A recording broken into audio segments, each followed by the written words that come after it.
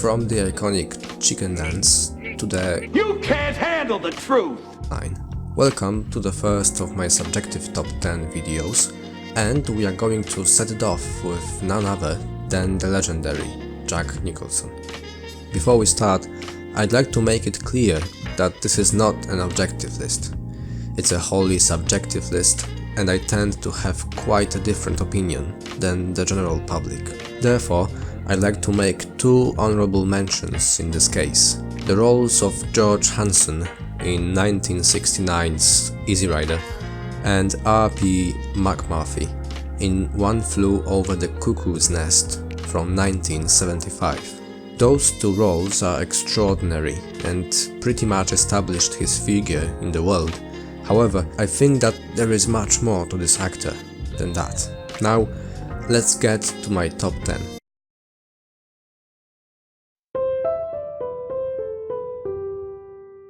Number 10.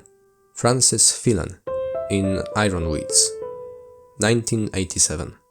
I guess that's a rather less known film, and it may suffer from over-the-top melodrama from time to time.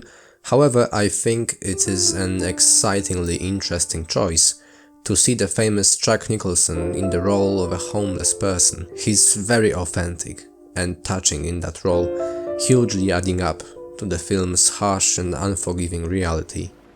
Jesus Christ, I remember everything. I remember everything.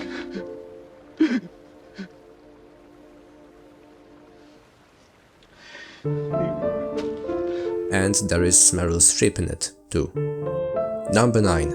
Will Randall in Wolf, 1994. In this untypical film by Mike Nichols, Nicholson is a werewolf. For real. He's jumping and running a lot.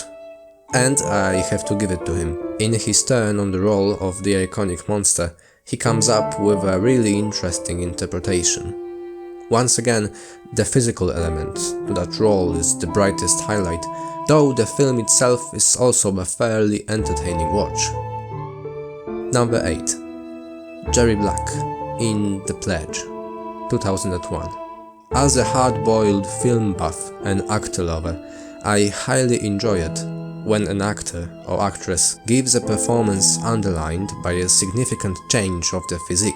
This goes for 2001 Sean Penn directed film The Pledge, in which Nicholson portrays a retired detective who wants to settle down and relax for the rest of his days, but he isn't necessarily able to, due to some nasty kids go missing cases and a very mysterious criminal. The Pledge is a wonderfully, weirdly untypical crime mystery drama flick with an untypical role by Jack Nicholson. He's almost unrecognizable as an overweight, mustached, grumpy investigator who knows as little as the audience. Number 7. Badusky!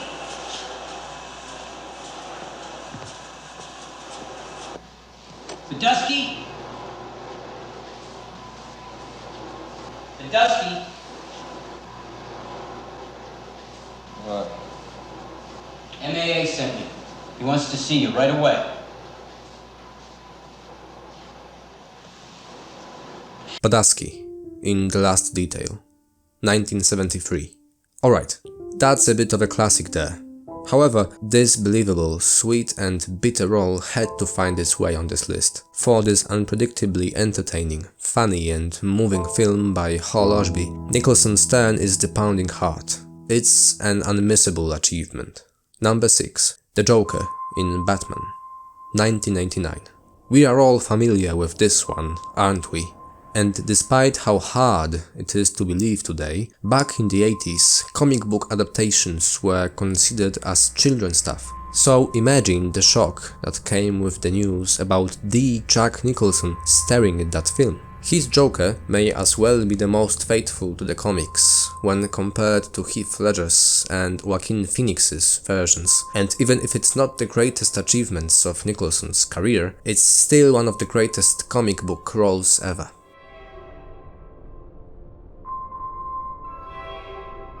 Number 5. Frank Costello in The Departed, 2006.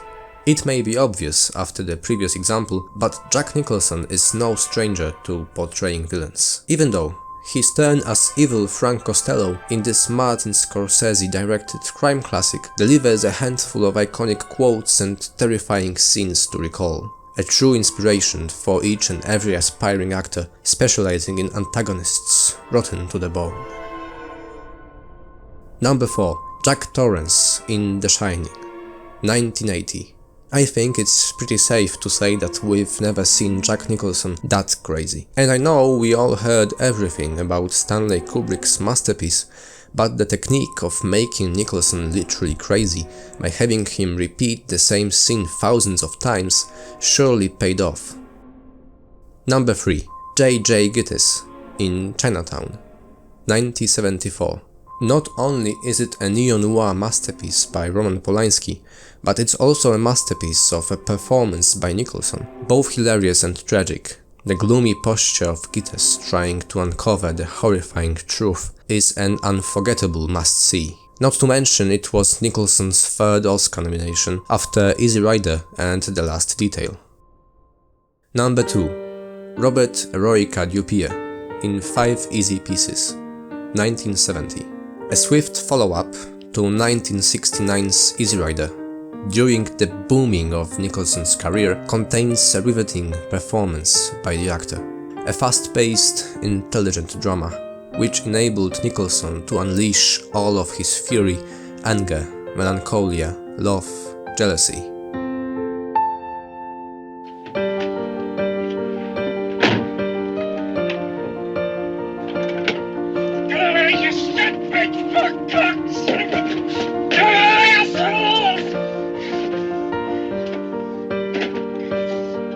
He plays a struggling pianist who has to come back to his family home more of a necessity than his will. Robert Dupieux isn't among the most known of his roles, but it's a sheer treasure for all of the world's cinephiles. And after all of this, we finally get to the grand finale. This lists number 1, which is Warren Schmidt in About Schmidt, 2002. First of all, it is director Alexander Payne's finest masterpiece. However, all of the film's weight lies on Nicholson's back, and oh boy, does he carry it. After his whole career of a handsome, irresistible heartthrob who always gets the girl, here he portrays an elderly, perfectly normal man who suddenly loses his longtime wife and has to reevaluate his life. Overweight, all grey, forever angry and so miserable. A beautiful, timeless performance that, in my opinion, stands out as the proudest achievement of his career.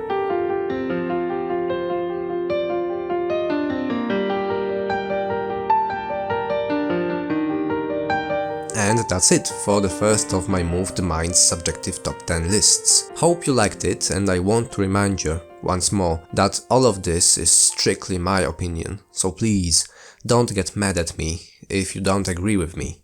And I'm incredibly curious about your thoughts on the matter, so feel free to share your thoughts below in the comments section. Jack Nicholson was one of the first actors who got me truly fascinated in the art of acting, and through his rich filmography, a staggering 77 roles, guided me on my first steps of my passion towards films in general.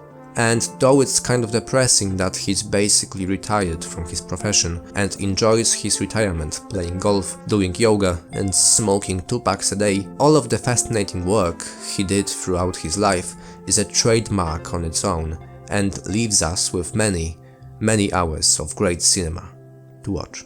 What could I trade you for stories of island life? What could I trade you? Kiss a leaf, crack the ice, it's cold here.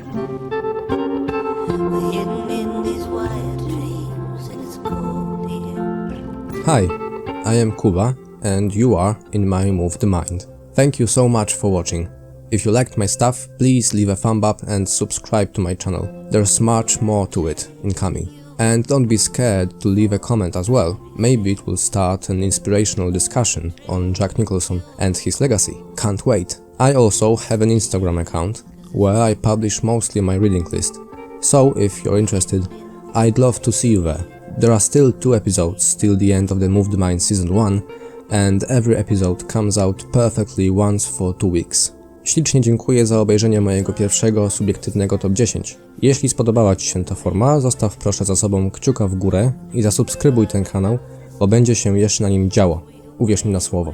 Ale najlepiej zostań tu jeszcze trochę, bo być może przegapiłeś któryś z poprzednich odcinków. Mam również konto na Instagramie, gdzie wrzucam przeważnie rzeczy, które czytam, także jeśli byłbyś lub byłabyś tym zainteresowana lub zainteresowany, gorąco zapraszam. Do końca pierwszego sezonu Poruszonego Umysłu zostały jeszcze 2 odcinki, a każdy odcinek wychodzi równiutko co 2 tygodnie. Fire